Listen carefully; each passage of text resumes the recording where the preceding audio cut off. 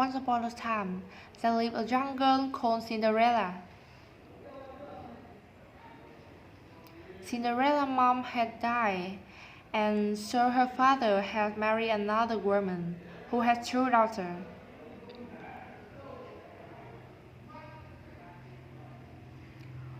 One day, Cinderella's father went to work and never returned. Cinderella was left at the mercy of her stepmother and two stepsisters, who made her do all the work of the house. Cinderella, it's morning really. Where is your breakfast? Just a moment, stepmother. I'm just bringing it out. As soon as Cinderella had laid the breakfast, the stepmother and stepsister started eating it. Cinderella served her own plate too, and were about to eat when her stepsister pushed her own plate away. Yeah, I hate it! Yes, now that you mention it.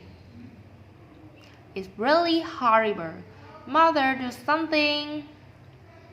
Cinderella, are you trying to kill us?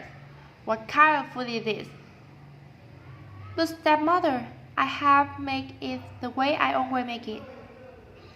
How dare you argue with me? Go and make new breakfast for us. Don't you dare do anything else till we have had your breakfast. And this is what went on in their house every day. The stepmother and stepsister troubled Cinderella without any reason. But Cinderella loved them still and never ever complained.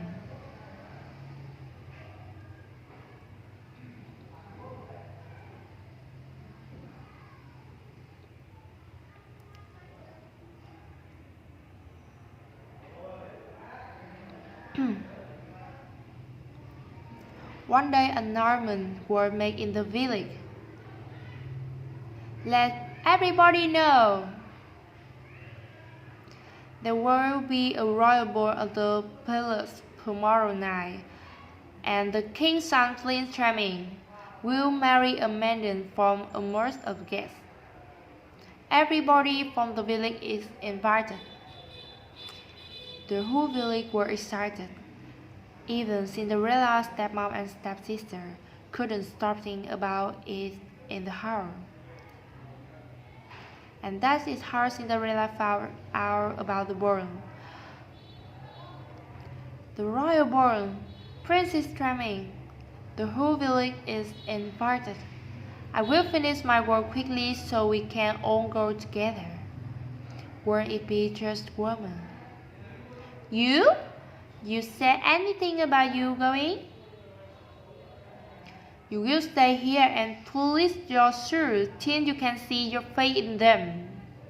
And so, with a heavy heart, Cinderella saw her stepmom and stepsister dress up and leave for the royal ball the next day.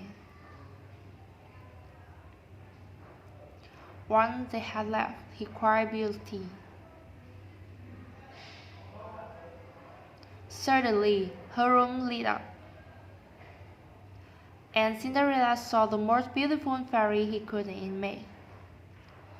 He held in her hand a delicate wand. Who are you?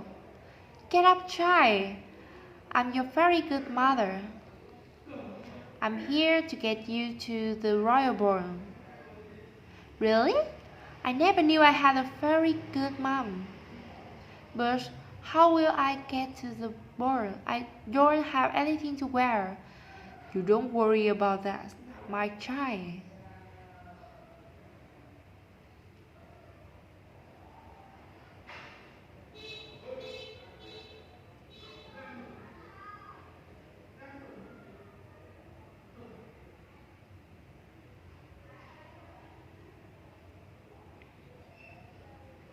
And so, in just a few minutes, Cinderella was ready for the royal ball.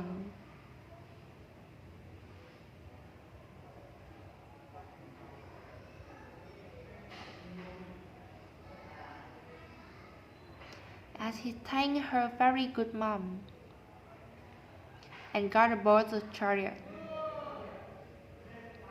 She received a word of caution from the very good mom. Remember to be back home at 12, otherwise the spell will wear off.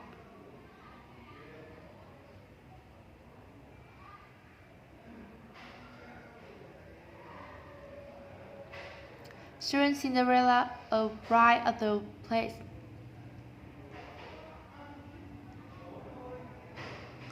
As he entered the great bedroom, everyone returned to look who this beautiful man was.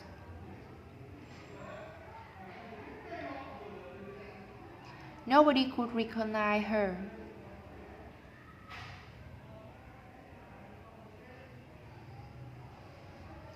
Not even her own stepmother and stepsister.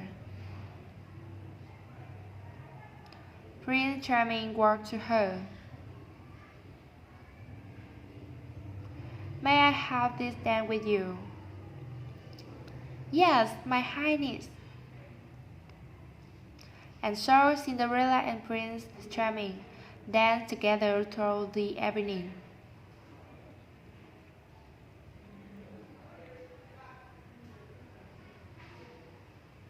Till Cinderella heard the clock tick. Very good mother words came back to her. Need to get out of there before the clock struck 12. Without saying a word, he stormed away from the princess' grave and ran out of the palace. The princess ran after her. Wait, wait, what is wrong? Why are you running? I don't even know your name. But Cinderella dared not wait or even look back. Her beautiful girl was really turning to wrath again. Her hair was coming loose from the perfect burn that very good mother has made. She didn't even stop. Even one of the grass slippers came up her foot and fell in place right away. He ran out the place gate and vanished into darkness on the path that leads to her home. While home, he went back to polish her shoe that had been given to her, and desired even to speak to another.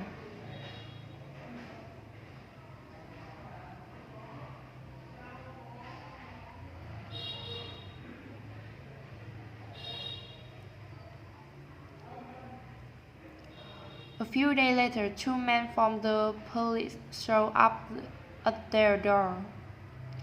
The lady that Prince Charming fell in love with left behind her glass slipper at the royal ball. The princess believed that such a beautiful slipper could fit only his beloved. And so we are asking all the girls in the village to try this slipper. The one who if it would be the one of the princess will marry. If you have any girl in the house, please ask them to try this slipper. Oh yes, yes, I'm sure it were one of my daughters. The slipper would be fit one of them. And so both of daughters tried to fit their foot into the slipper. They put and put but couldn't get their foot in. Look like it wasn't your daughter after all. Is there any other young lady? No, there isn't. You can leave. As the king made the maid ready to leave, suddenly the door of the house was thrown open, and Prince Charming himself through there. Who is this beautiful girl in the upstairs window? Madam, you have lied to it. I demand that the girl became forth and tries the slipper. Yes, yes, but she is only a servant girl. Nevertheless, Cinderella, Cinderella, come down here at once. Yes, stepmother. The moment Princess Tram saw Cinderella, he knew he had found his beloved. He took her slipper from the kingman and slipped it onto her foot. Her slipper fit perfectly in a moment. Cinderella was once again transformed into the beautiful maiden from the night of the ball. Prince Charming took her to the place with them.